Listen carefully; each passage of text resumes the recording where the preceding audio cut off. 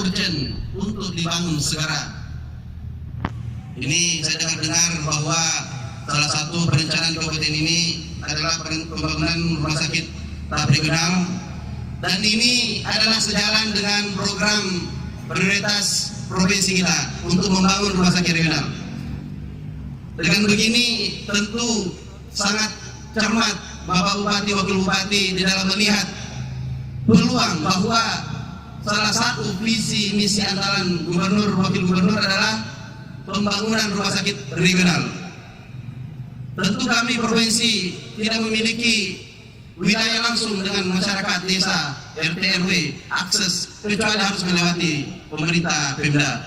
Makanya dari itu dengan sinergi begini melihat peluang dan membuat program kita inline segaris, tentu tidak akan ada masalah persoalan nanti ke depannya. Segala kajian di dalamnya bukan hanya dari segi artistiknya, arsitekturnya, bukan hanya dari segi penempatannya, tapi yang paling penting dari semuanya adalah aspek pemanfaatannya, kepada masyarakat luas. Itu adalah poin kita untuk menilai suatu pembangunan.